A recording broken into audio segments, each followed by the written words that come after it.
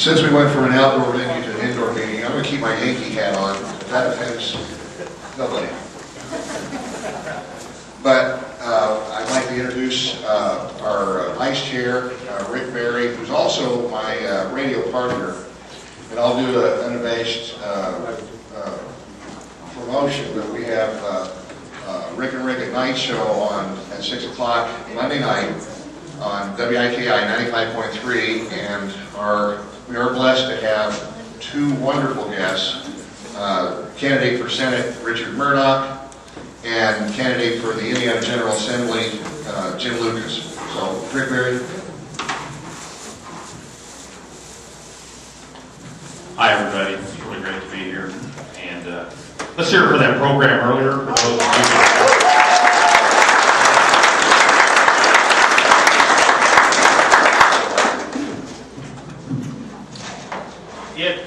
Can you hear me?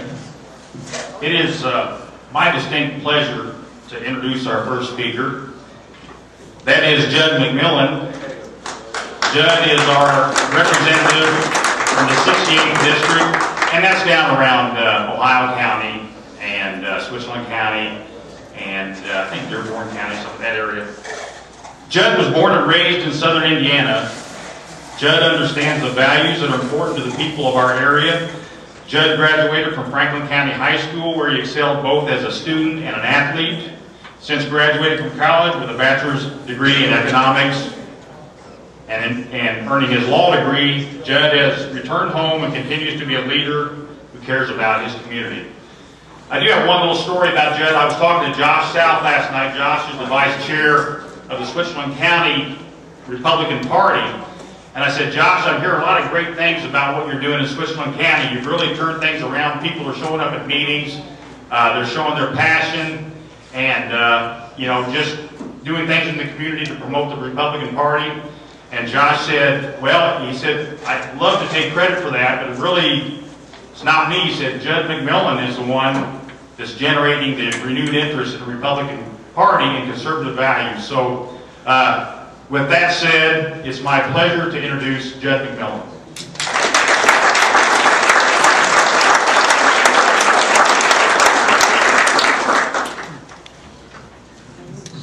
Thank you, Rick. You're very kind. And Josh, thank you very much for that. I appreciate everything you do in Switzerland County. And thanks to all of you guys for coming out. I think this is an incredibly important thing that we're doing here, especially as we inch closer and closer to the primary, that people get together and get educated. And I'll be very brief up here, relatively brief for an attorney who is into politics. Very slowly, but I don't want to take too much of your time because you've got some great candidates from the 6th District that you're going to get to hear from here. You got a great candidate for District 69, Jim Lucas, that you're going to get to hear. And obviously, I think everybody's in this room to hear from one man and one man only, really, and that is your next Senator, Richard Murdoch, who I've had the opportunity to work with at the State House, and I can tell you is going to serve you very, very well and serve this state and this country very well. So we're all looking forward to doing that. I got to thinking about what I would talk about when I got the microphone up here, and there are all kinds of things that, you know, we're here all preaching the same message. We want conservative values, and we want people who are going to be honest with us and all those types of things. And there are a bunch of things that popped into my mind that I could talk about. I could talk about the education reforms that are necessary, or problems we have with our criminal justice system, what it means to taxpayers. I could talk about some of the tax structure problems, comprehensive energy reform, all those types of things that need to be done that Mr. Murdoch will be working on for us. But then I got to think that there's one thing that I don't think we hear enough about at the national level, and it's something that I want to talk about today. And let me apologize in advance if any of it is offensive to anybody. If I offend anybody by saying anything that I believe up here, but you will find, if you get to know me very well, that I have a fuse for political correctness that's about this long. Praise God. We just don't have room for that to get the right thing done. We have to be willing to have the courage of our convictions, to say what we mean and to mean what we say, and to stick by our guns and really do it. So here's what I want to talk about a little bit today. We heard out there some very, very moving stories about Gold Star parents and people who have given their life. Now, who in here has seen the movie? I just saw it a couple weeks ago. It's a very, very powerful movie. It's an older movie. It's not anything that you would have seen recently. Saving Private Ryan. Everybody seen the movie? Phenomenal movie. Absolutely phenomenal. Who can tell me, who remembers what the message was to young Private Ryan when Tom Hanks, I apologize, I don't know his name in the movie, but when he was being carted out, and there's Tom Hanks dying on the battlefield, and he pulls him in close. Who remembers what he said to him? Earn this. Earn this. Earn it. What we have to be doing is earning things. And that's what I want to talk about a little bit. Our military, and the people that you Gold Star parents know this all too well, our military is earning things. They're out there earning things for us. And this country is based on people earning things. That's right. It has been since its inception. People needed to earn what they got. We have created a system now in the United States of America of entitlement programs. We have intentionally created a system that divorces consequences from actions. And that problem, ladies and gentlemen, has to be fixed. We can no longer have a system that rewards people who do not want to recognize the consequences for their actions. I do my best to make the best decisions I can every day. I don't always succeed. I make mistakes. I've made them before. I'll make them again. But I can honestly tell you that when I look back at the mistakes that I have made in the past, I made those mistakes because I did not give the appropriate amount of deference to what the consequences for my actions would be. All of us want to make good decisions so that we can be in a better lot in life. And all of us want to be able to help people who have made poor decisions or have found themselves falling on tough times. That happens from time to time. So don't mistake this message for me being less than passionate for people who need help. We as a flourishing country have developed a system where we can help those who are less fortunate, and we need to help those who are less fortunate. But when our entitlement programs get to be so big that we want to take care of everybody rather than just those who have to have it, we can't take care of anybody. When people aren't forced to earn it who can, then those people who can't earn it can't get the help that they need. Those who can must. Those who can must. That was something that was told to me when I was debating whether or not I was ever going to run for office. And I ran for it and blessed to be here today to talk about these things. But somebody told me once, and I was thinking, why would I do that? Things are going very well for me in my private life, my personal life. I know if I run for a political office, what's going to happen is I'm going to probably make less money. I'm going to have less time. I'm going to get my name dragged through the mud all over the place. What is appealing about that? And it makes you think you got to be a little bit insane to want to run for political office. But somebody that I greatly respect one day set me down and said, Judd, those who can must. And what he meant by that was that if we don't have people who can do this and who do have the courage of their convictions and who are willing to step up to the plate and do the right thing for the right reasons, then who is left to run for the offices? It's the people who lack the spine to have the courage of their convictions. You look at our system right now, we are a capitalistic system, which I am happy to participate in. But what you have all too often is you have these people who are successful in the private industry saying, why would I run for an office to make less money, have less free time, and have my name dragged through the mud? I'm perfectly happy being successful where I am. And so what we have left are the people who got spit out the bottom of the private industry, who weren't able to make it. And they look around and they say, well, geez, this isn't working very well. What else can I do? I can run for government. I can be a part of that system. And those are the people that we end up having make the decision if those who can don't. So those who can must. Now, the system of entitlements that we have created, it creates a situation in which those people are disincentivized. I guess that's a word. Is that a word? Disincentivized? All right. If I used it, you guys know what it meant. I consider it a word. But they lack the incentive to go out there and to work for themselves. I mean, we can sit around all we want, and we can complain about people who are taking advantage of the system. I hear it all the time. I had somebody I talked to yesterday that was and appeared to be in great physical condition, had a great conversation with me, all these types of things. And it was in a situation where they were retaining me to do some work for them. And there was absolutely nothing wrong with this person. You can tell when there's something wrong with somebody. And they told me, I'm going to have trouble paying you because all I get right now is my disability. This was a 30-year-old, perfectly healthy person. All I get is my disability, and I probably can't pay you until I get my tax refund. Are you kidding me? Your tax refund? I mean, that kind of stuff just eats me up. And it makes me passionate about entitlement.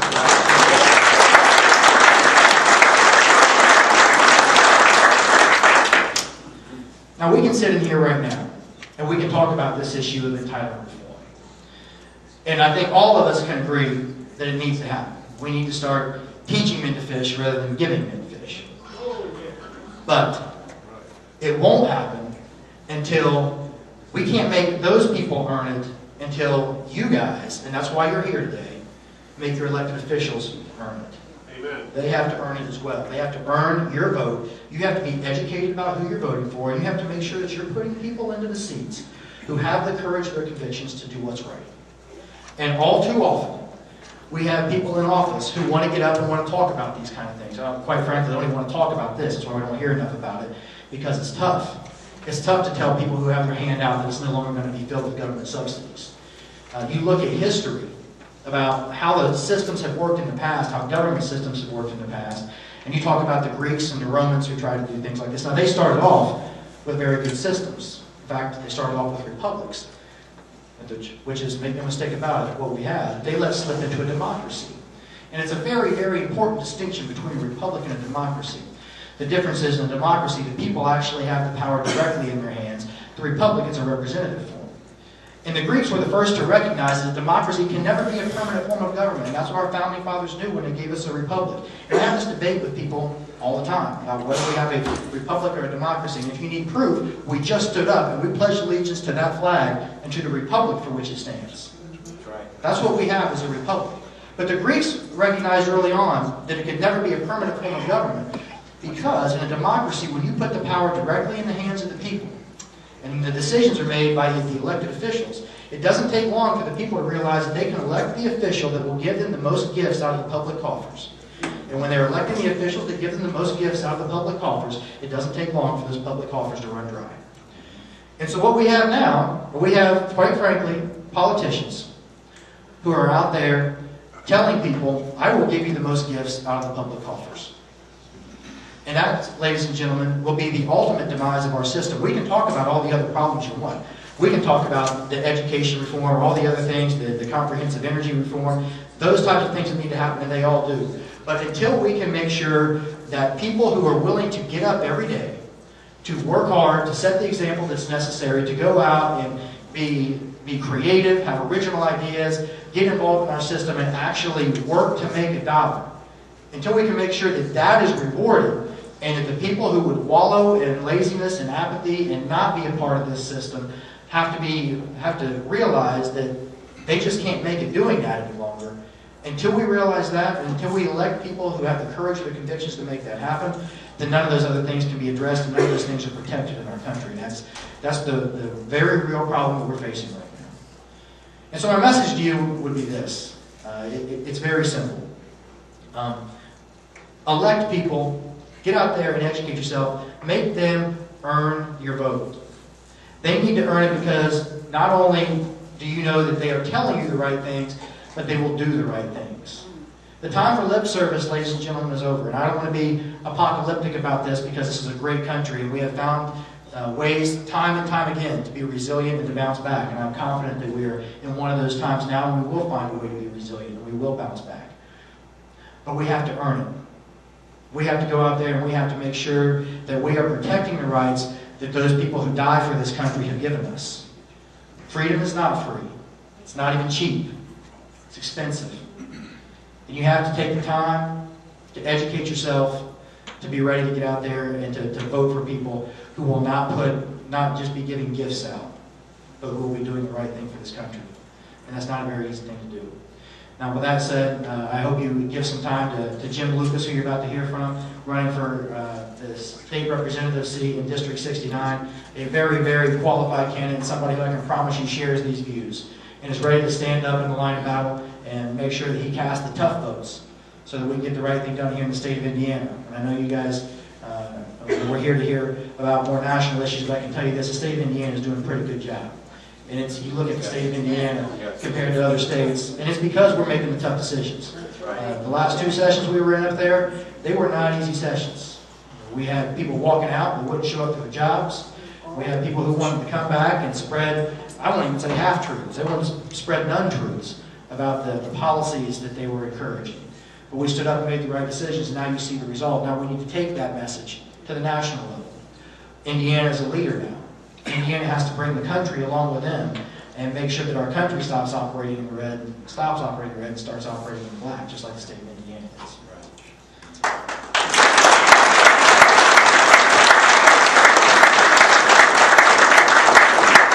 Entitlement reform, ladies and gentlemen, doesn't get enough attention. It doesn't get enough attention because it's a very difficult topic to talk about.